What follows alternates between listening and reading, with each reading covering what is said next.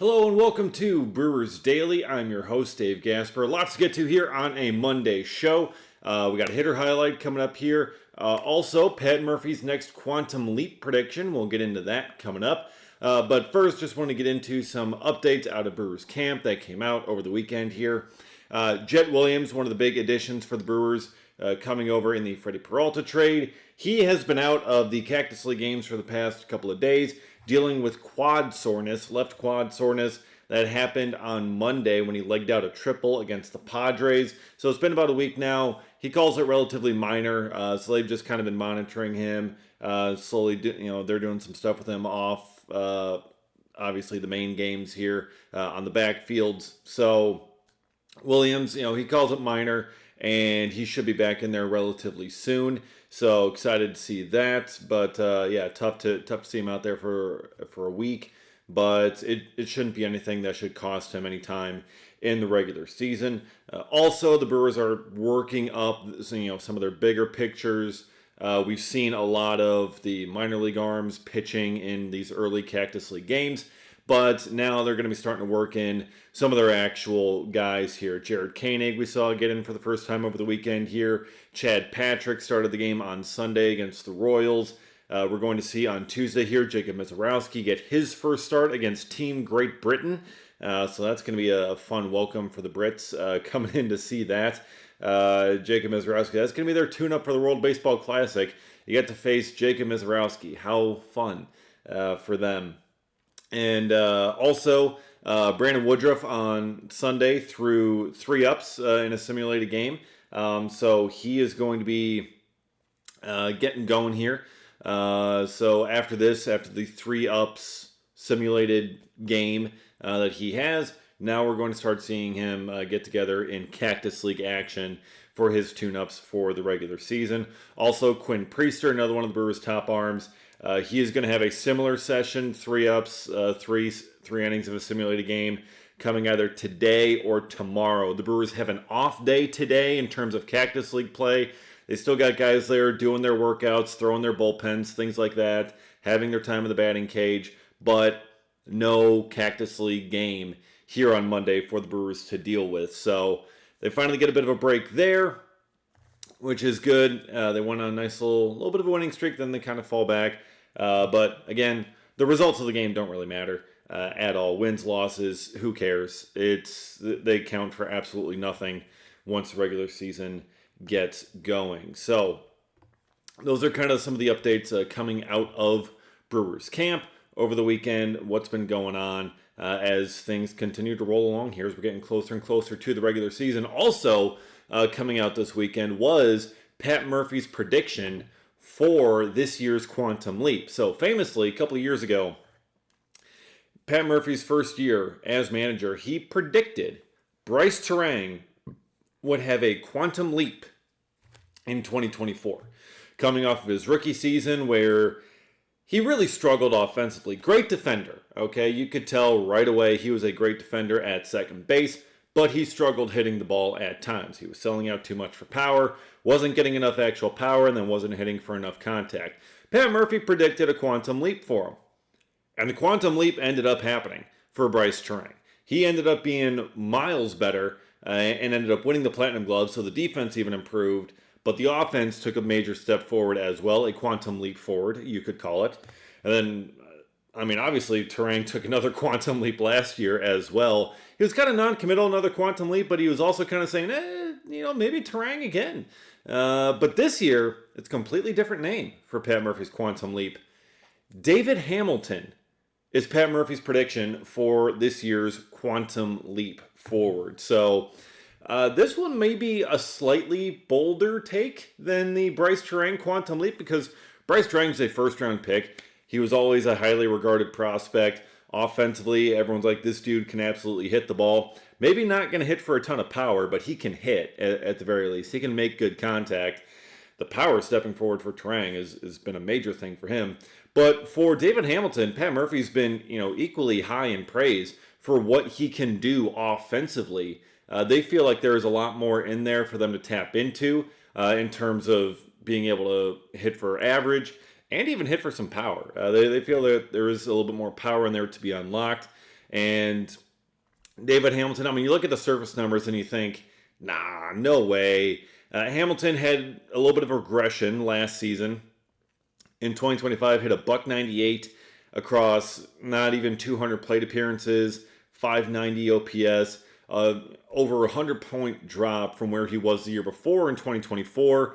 He was hitting 248, had 8 bombs, 303 on base, just under 700 OPS. So more respectable numbers there, and I think that should be closer to where production would be for David Hamilton. Speed is obviously the main skill here with David Hamilton. 95th percentile sprint speed. He is absolutely flying on the base paths. But it's just a matter of getting him there enough. And you know, some of the advanced metrics don't necessarily love him in terms of making hard contact and being able to predict a quantum leap season, but also Pat Murphy has seen a lot of baseball and he knows these guys as well as anyone. So if he predicts a quantum leap, I'm certainly not going to count it out. I'm not going to say that it certainly won't happen. It is a bit bolder of a take than Bryce Terang, I think. But hey, Pat Murphy's pushed all the right buttons so far. He seems to know pretty well. You know, he's batting 1,000 on these quantum leap predictions. So we'll see if he's able to back it up. So that's your guy. That's the guy to keep track of. David Hamilton here for the quantum leap. And he's going to get a decent amount of playing time. Obviously, last year with the Boston Red Sox, he didn't get a ton. Naturally, he was struggling at the plate, so they had to go with some other options. But here, it's Luis Rengifo and it's David Hamilton, really, that are going to be your top guys at third base. Those are going to be your infielders over there. Hamilton can be your backup shortstop as well.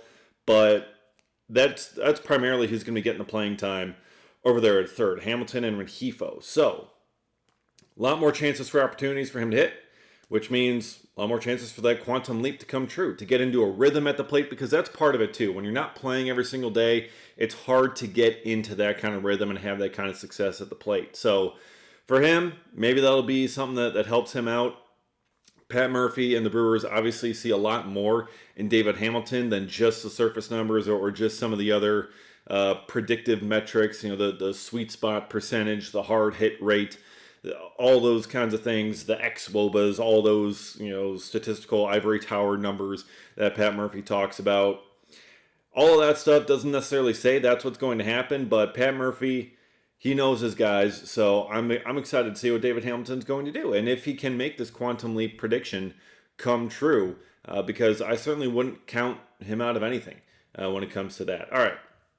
Now I want to get into our hitter highlight, and our hitter highlight today is not going to be David Hamilton, but instead Jackson Chourio, who has just departed Brewers camp to join Team Venezuela for the World Baseball Classic, which will be getting started up this week. Very, very excited for that. But Jackson Chourio has left along with several others from Brewers camp. William Contreras, Angel Serpa, also joining him on Team Venezuela. You got Bryce Terang on Team USA, Joey Ortiz, Team Mexico, Rob Zastryzny and Tyler Black on Team Canada, Abner Uribe on the Dominican Republic, and Carlos Rodriguez in Nicaragua. So, that's going to be very exciting for all of those guys this week, but Jackson Chourio is going to be my hitter highlight here today. Chourio is someone who maybe I think could have a quantum leap this season. And, you know, Pat Murphy's obviously, you know, he's made his choice here, but Chourio, his first 2 seasons, obviously pretty successful. He's put up 2020 seasons in each of his first 2 years in the big leagues. 21 homers each of the first 2 years, had 22 stolen bases last year, 21 stolen bases his rookie season. And he was on pace to obviously improve upon those numbers. He missed about a month, he missed some time there with a hamstring injury that ate into some time. So he ended up playing in fewer games, had 17 fewer games than last season. So that didn't really help his counting stats. Batting average dropped a few points, 275 down to 270. But still, he was kind of right around where he was his rookie season. Not really much of a big step forward when it comes to those numbers. But I think Chourio, keep in mind, that was still just his age 21 season. Now he's coming into his age 22 season. He's got his birthday coming up here next week. But he's now got 2 years of experience in the major leagues under his belt. He still has the elite bat speed, and I think there's still more in him to be unlocked. And I think there's still more of a leap here to be taken when it comes to Jackson Chourio. So, with him obviously striking out about 20% clip, nothing really too shabby about that. It's not elite, but also it's really not bad at all. So with him, I think for Jackson Chourio coming into this season, I think we can see improvements when it comes to power. I think we can see maybe even some better improvements when it comes to average. I would hope, maybe a little bit, even, up to 280, 285. That would be really nice to see, a little bit of a bump there. But seeing the power jump up, I think the stolen bases can take another jump up as well with Spencer Allen now as the first base coach for the Brewers. I think they're going to renew that emphasis on stolen bases this year. And Chourio, obviously, he's got elite speed as well. So for him, I think we could see Chourio get to a 30-30 season. I think that's definitely possible this year. 30 home runs, 30 stolen bases. Conservatively, I'd say I'd be looking for a 25-25 season. 25 homers, 25 stolen bases, because we've gotten 20-20 2 years in a row. That's great. Nothing wrong with that. Not going to complain about it. But I think there also is going to be some steps forward here getting taken, because this is still such a young player that is making his mark in the big leagues, that's still learning his way, but now he's entering his third season in the major leagues. So I think we're going to see a little bit more of those steps forward. So conservatively, I think 25-25 absolutely should be in the realm of possibility for Chourio. If he doesn't miss that whole month last season, he likely hits that number. So, but 30-30 then, I think absolutely is also in the realm of possibility here, provided he stays healthy, doesn't have any more hamstring issues or whatever, to take him out for a couple of weeks. I think we can be looking at 30 homers, 30 stolen bases here with Chourio, providing pop, being a great defender out in left field, maybe a little bit of center, but that was kind of mostly out of necessity last year once Garrett Mitchell got hurt. So I think with Chourio, we can be looking at a 30-30 type season for him entering his age 22 year. That's what I'm really excited about. 3 years in the big leagues. He's got a lot more still that he can go. Okay. Finally here, I want to bring this up because this also came out from Brewers camp here over the weekend. Pat Murphy has a new name for the pitching lab. So we talk about all the time the Brewers bringing pitchers in and just working with them, putting them in the pitching lab. And next thing you know, they come out, showcasing a cutter or a sinker or something else, making whatever tweaks and coming out and being a 2.5 ERA type pitcher and just being absolutely fantastic, completely changed. They get the results, they make whatever tweaks necessary, and we just call it the pitching lab, right? Because that's all we've known it as. When the Brewers built it, essentially, when they redid Maryvale a couple of years ago, they're just like, oh yeah, we got this state-of-the-art pitching lab down there with all this stuff to work with our pitchers and develop them. And it was like, oh. So we've just been running with put them in the lab for the past however many years. But Pat Murphy now has it called the H&H Car Wash. We just take pitchers, we just put them in the car wash. And that's what they're calling the pitching lab now. H&H, Pat Murphy tells Adam McCalvey and the reporters down there in Arizona that it's named for this H&H Car Wash and coffee shop down in El Paso when he was a manager down there. It was his favorite spot for breakfast. And also, it does not surprise me at all that a car wash there would be Pat Murphy's favorite spot for breakfast. Like, yes, I know they got coffee and whatnot, but of course, that would be Pat Murphy's favorite spot. That's just so on brand. But still, love you, Murph. But still, H&H Car Wash. H&H for Hook and Henderson. Chris Hook, Jim Henderson, the Brewers' two pitching coaches. I love it. It's so perfect. He showcased this poster that he made. I'm pretty sure it was AI. But still, like AI generated, but still, he printed out this poster, H&H Car Wash, washing dirt and adding vert. God, I just love it so much. It's just got a picture of Hook and Henderson inside this car coming out of a car wash. It's fantastic. It's totally AI generated, which also makes it even funnier to me that Pat Murphy is probably using like ChatGPT or Grok or something just to try and create this poster. And I think he's putting it on shirts. Because that sounds right. Also, adding the induced vertical break to the pitches. God, it's just so perfect. It is just right on brand, right on the money.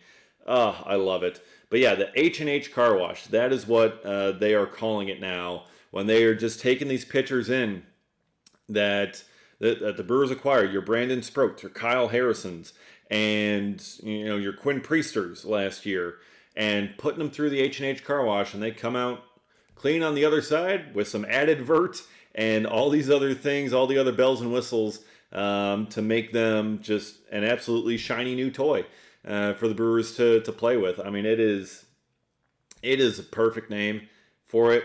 And that's part of the reason we haven't seen Kyle Harrison yet in spring training action. He's going to be pitching in the game on Tuesday here against Team Great Britain. That's going to be his first Cactus League action. But the reason that we haven't seen him yet is because the Brewers have been running him through the H&H Car Wash. They've been having him work with Hook and Henderson and making some tweaks to things that they're going to be showcasing. He's going to be starting to work and put together in these games. So I'm very excited for what Kyle Harrison is going to be able to do this season after having gone through the H&H Car Wash. That is wonderful.